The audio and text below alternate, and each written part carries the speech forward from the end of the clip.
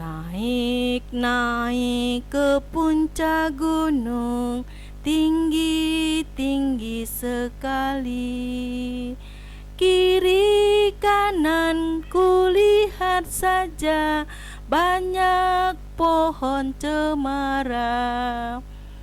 Kiri kanan kulihat saja banyak pohon cemara. Bernyanyi kita sebentar ya nak ya, supaya anak-anak ibu segar untuk menghadapi pelajaran seni budaya. Assalamualaikum warahmatullahi wabarakatuh. Semoga Ananda dan kita semua dalam keadaan sehat dan baik selalu, sehingga dapat mengikuti kegiatan mata pelajaran seni budaya kelas 7. Dalam hal ini kita akan belajar mengenai menggambar flora, fauna, dan alam benda. Namun sebelumnya kita kupas dahulu tentang konsep menggambar. Menggambar merupakan kegiatan manusia yang melibatkan koordinasi antara penglihatan dan gerakan tangan yang halus dan terukur. Gambar merupakan bahasa yang universal yang dikenal jauh sebelum manusia mengenal tulisan. Gambar sudah dikenal masyarakat sejak zaman purba. Pada saat itu, gambar sering dihubungkan dengan aktivitas manusia dan roh leluhur yang dianggap memberi keberkahan dan perlindungan. Bagi manusia purba, gambar tidak hanya sekedar sebagai alat komunikasi untuk roh leluhurnya saja, tetapi juga memberikan kekuatan dan motivasi dapat bertahan dalam hidup. Bentuk-bentuk dalam menggambar. Bentuk-bentuk dalam menggambar dapat kita kelompokkan menjadi 3 bagian. Yang pertama disebut dengan bentuk silindris.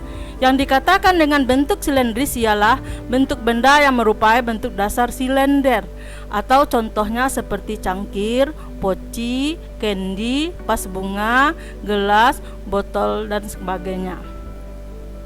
Yang kedua yaitu bentuk kubistis, ialah bentuk benda yang menyerupai bentuk dasarnya kubus. Contohnya seperti meja, kursi, lemari, buku, dan perabot lainnya yang berbentuk kubus. Ketiga yaitu bentuk bebas, ialah benda yang bentuknya tidak teratur. Contohnya seperti patung, ukiran, relief, tumbuhan, dan binatang.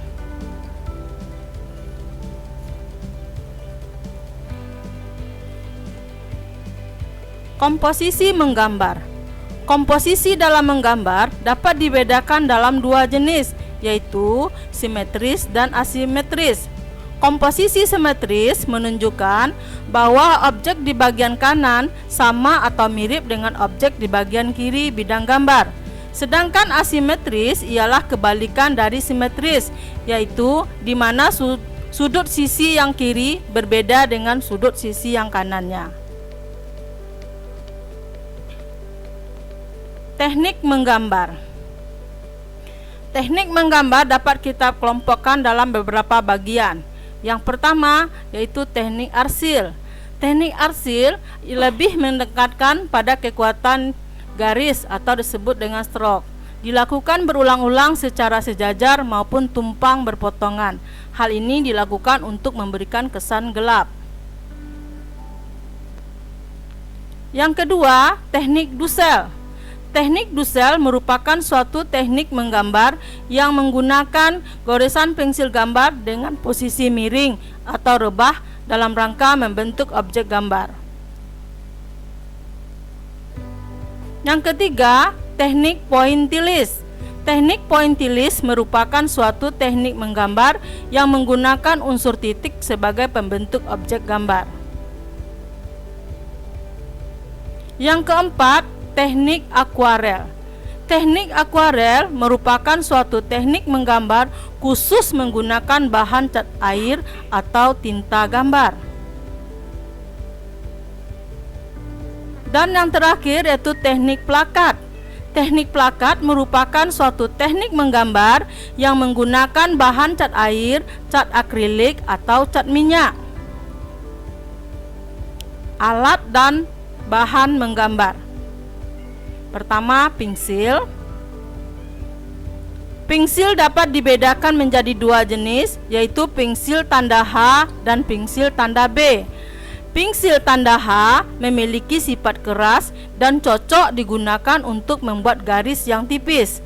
Sedangkan pensil B memiliki sifat lunak dan cocok digunakan untuk membuat garis tebal atau garis hitam pekat. Kemudian pensil warna. Pensil warna memiliki variasi warna yang cukup banyak, dapat menghasilkan warna yang lembut. Peserta didik bisa menggunakan pensil warna untuk mewarnai gambar dengan cara gradasi, yaitu pemberian warna dari arah yang gelap berlanjut ke arah yang lebih terang atau sebaliknya. Krayon. Bentuk krayon ada dua jenis, yaitu dalam bentuk pensil dan dalam bentuk batangan. Kedua jenis bentuk krayon ada yang berbahan lunak dan keras. Krayon dengan bahan lunak tidak banyak mengandung minyak sehingga dapat dibaurkan dengan menggunakan tangan. Kesan warna yang dihasilkan dari kedua jenis krayon ini dapat menimbulkan kesan lembut maupun cerah. Ballpoint atau sering disebut dengan pena. Setelah digunakan untuk menulis, ballpoint juga dapat digunakan untuk menggambar. Gambar yang dihasilkan memiliki karakter yang kuat dan umumnya berupa arsiran. Kertas gambar. Menggambar pada dasarnya membutuhkan kertas yang berwarna netral seperti putih, abu-abu, atau coklat dan dapat menyerap atau mengikat bahan pewarna. Kertas gambar yang dapat digunakan dengan berbagai alat gambar, misalnya kertas padang larang, pastel khususnya memerlukan kertas dengan permukaan agak kasar, misalnya kertas karton. Objek menggambar, yaitu flora, fauna, dan alam benda. Objek menggambar flora adalah gambar yang menjadikan tanaman atau bunga, sesuatu yang berhubungan dengan alam, untuk dijadikan sebagai model yang kamu gambar, atau seperti gambar tumbuh-tumbuhan yang terdapat pada gambar kita ini, seperti gambar bunga.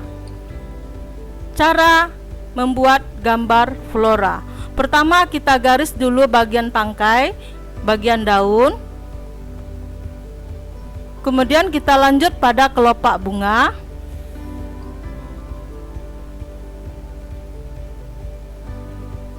Dan kita tebalkan dengan menggunakan spidol.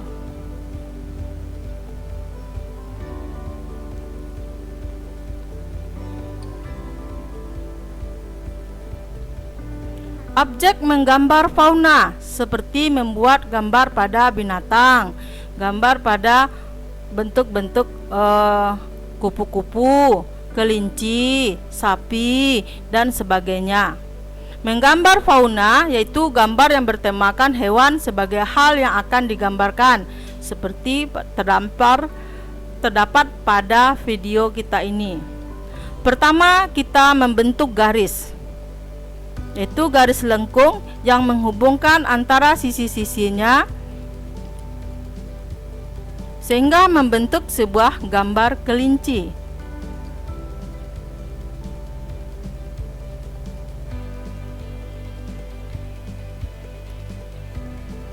Kemudian, objek menggambar alam benda. Menggambar alam benda adalah suatu gambar yang memiliki objek alam benda, di mana menggambar melihat objek tersebut untuk digambar. Contohnya menggambar cangkir.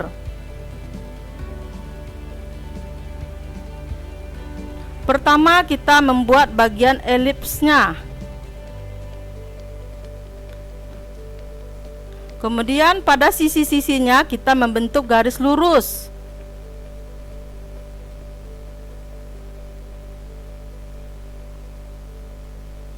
Setelah itu kita memberi gambar pada tengahnya untuk menyatakan bahwa gambar itu berisi air.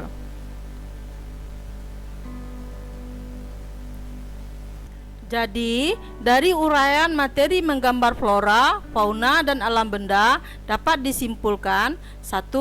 Menggambar merupakan kegiatan manusia yang melibatkan koordinasi antara penglihatan dan gerakan tangan yang halus dan terukur. 2. Menggambar bentuk dapat dikelompokkan menjadi 3 bagian, yaitu bentuk silindris, bentuk kubistis, dan bentuk bebas atau bentuk non-geometris.